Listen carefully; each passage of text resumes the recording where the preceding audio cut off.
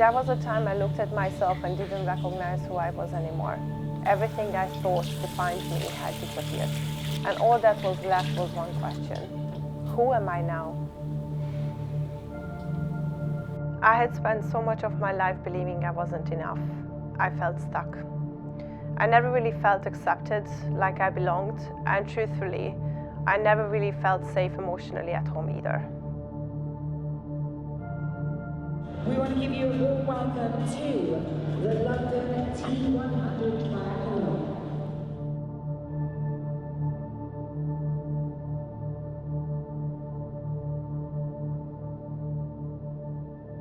I think I spent so much of my life feeling unseen that I just became absolutely obsessed to make other people feel seen.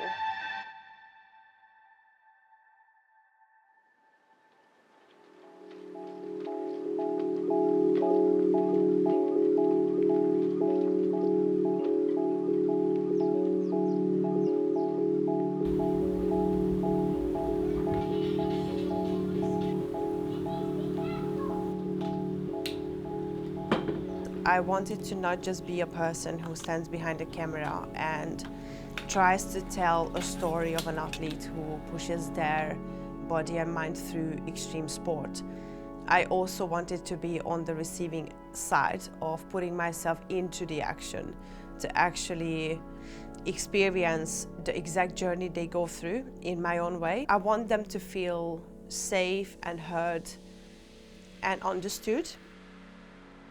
This T100 kept popping up to me, and I kind of took it as a sign that this must mean something, and I signed up because I realized that this will really going to push me out of my comfort zone, and it will give me potentially the opportunity to do something where I will really hit that wall that I wanted to hit, to learn what I'm actually capable of.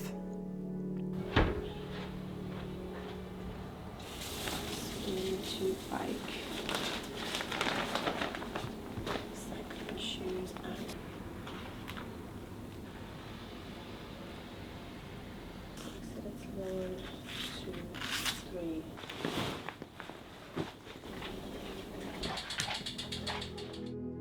It's so exciting to be a beginner, I'm not gonna lie, because it's so great to just ask all the silly questions. You're just discovering new things, how many things you need. Did I pack everything? Did I forget something? We now came to drop off the bike, to rack it up, prepare the stuff that I need for tomorrow morning. So everything is ready to go in my transition area. It feels really unreal that the action is happening tomorrow, but I am over the moon excited.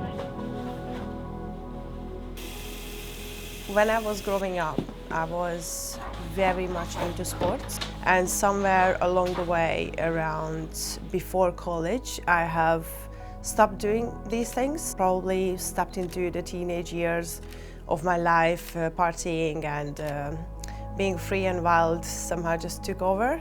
I later transitioned into, a couple of years ago, discovering that fitness is something that just really gave me something again.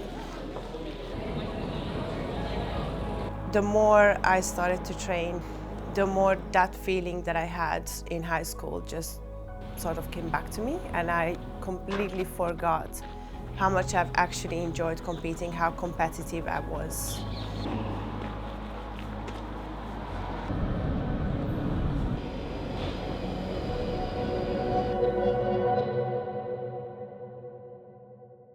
I was like feeling totally just like I'm ready to go, you know, and everything that happens on the day, I will figure it out as I go.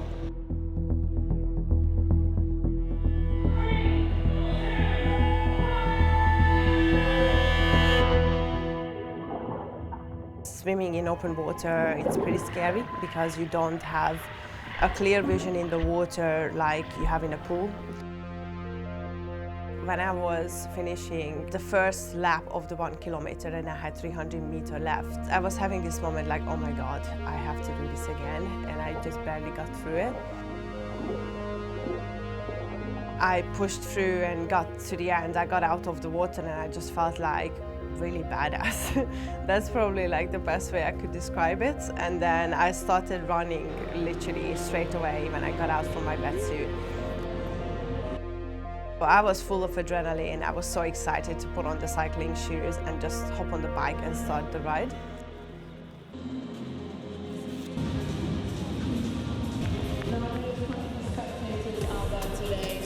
The first 45 kilometers of the cycling, I was absolutely on fire, like flying through it.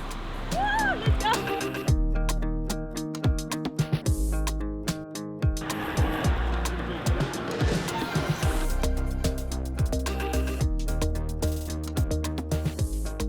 Throughout the race, I was really just there, me on the bike and just me with my own thoughts, really. And that was probably like a great moment for me to have like a bit of a reflection.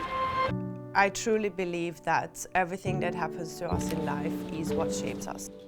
And that a lot of the times includes us getting hurt. So there is a saying that says, hurt people, and there is a lot of truth in it. When we get to a point where we feel like what's happening to us in life is really unfair, then we tend to project that to other people and punish them for it.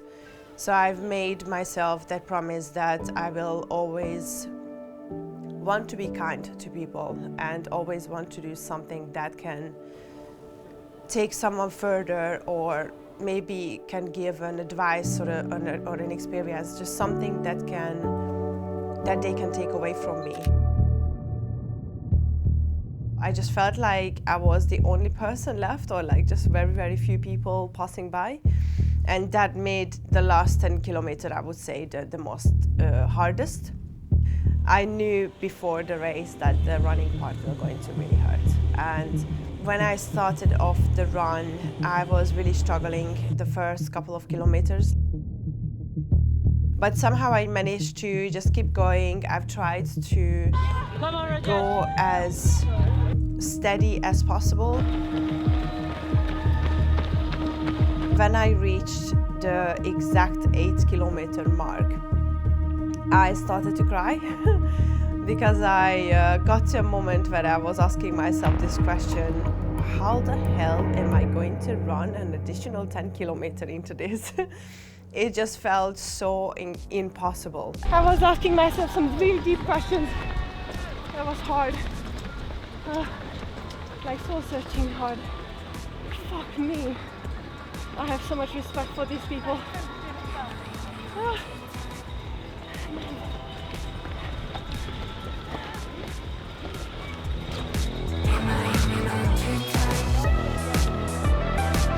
So I stopped worrying about anything and started to focus on what's there, which was the atmosphere, the music.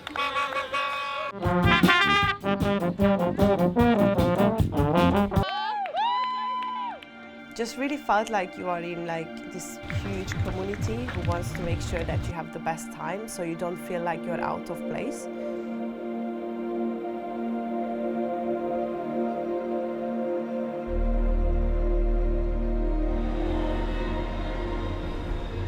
I feel like that finish line came with a massive release that I was probably holding in for a really long time. And in that moment, I felt really, really proud of myself. I felt absolutely unstoppable. This is something where it's not about the laps you run, it's not about the distance you make, it's about what you put yourself through while you go through that. And I've learned so much about myself in just that period of 7.5 hours while I was racing. And I think everything that got overflowing in me in that finish line moment is just something that I don't really know how to put it into words. I just felt really, really unstoppable. I felt like I can do anything I want to moving forward.